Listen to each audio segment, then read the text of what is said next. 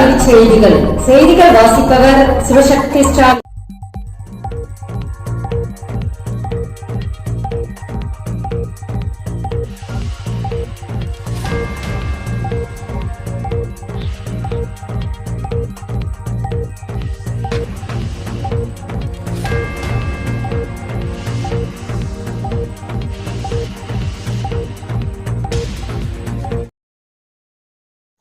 தமிழ்நாட்டில் பள்ளி படிப்பில் இடைநிற்றல் இல்லை. தமிழ்நாடு அரசின் செய்தி வெளியீடு.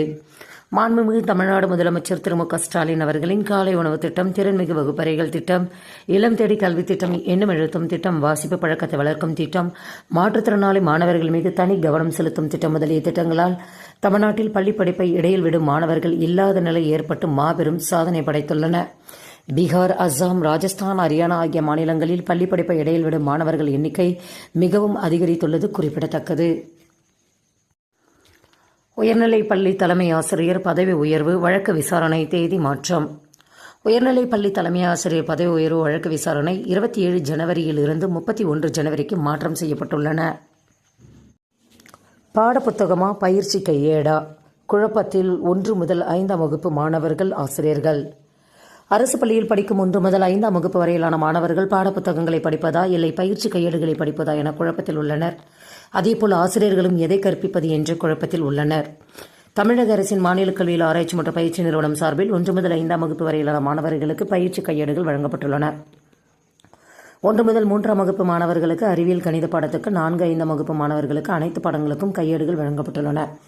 இதில் மாணவர்கள் பாடப்புத்தகங்களை படிப்பதா பயிற்சி கையேடுகளை படிப்பதா என்ற குழப்பம் ஏற்பட்டுள்ளது.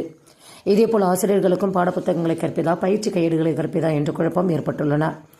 ஆசிரியர்களும் பாடப்புத்தகங்களோடு பயிற்சி கையேடுகளும் கற்பிக்க வேண்டும், வரையறுக்கப்பட்ட வகுப்பு நேரங்களில் இதையும் நடத்த வேண்டும் என்ற குழப்பத்தில் ஆசிரியர்கள் உள்ளனர். திறன் சார்ந்த குறுகிய கால பயிற்சி படிப்புகள் யுஜிசி வரைவு அறிக்கை வெளியீடு. எதிர்கால தேவைக்கேற்ப உயர்கல்வி நிறுவனங்களில் திறன் சார்ந்த குறுகிய கால பயிற்சி படிப்புகளை அறிமுகப்படுத்துவதற்கான வழிகாட்டுதல்களை யுஜிசி வெளியிட்டுள்ளன. இது தொடர்பாக பல்கலைக்கழக மானியக் குழுவின் யுஜிசி செயலர் மனிஷ் ஆர் ஜோஷி வெளியிட்டுள்ள அறிவிப்பில், தற்போதைய கால சூழ்நிலைக்கு ஏற்ப தொழில் வளர்ச்சி, சுய மேம்பாடு, பணி நுணுக்கங்களை நுட்பமாக அறிந்து கொள்வதற்காக திறன் சார்ந்த குறுகிய கால பயிற்சி படிப்புகள் உதவுகின்றன. இந்த படிப்புகளை பயிலும் போது ஒருவரது உற்பத்தி திறன் மேம்படும், அதன் மூலம் பொருளாதார வளர்ச்சியும் முன்னேறும். இது தவிர தேசிய கல்விக் கொள்கையின் நோக்கத்துக்கு இணையான அம்சங்களை இந்த திறன் சார்ந்த பயிற்சி படிப்புகள் கொண்டு வந்துள்ளன.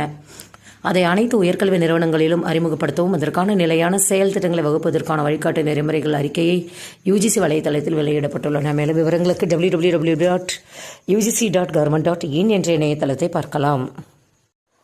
உணவக மேலாண்மை படிப்புக்கான நுழைவுத் தேர்வு கணினி வழியில் ஏப்ரல் 27 நடைபெறுகிறது. இளநிலை உணவக மேலாண்மை படிப்புக்கான ஒருங்கிணைந்த நுழைவுத் தேர்வு ஏப்ரல் 25ஆம் தேதி நடைபெறும் என்று NTA அறிவித்துள்ளது. மேலும் விவரங்களுக்கு www.nta.ac.in என்ற இணையதளத்தை பார்க்கலாம். செய்திகள் நிறைவடைந்தன. வணக்கம்.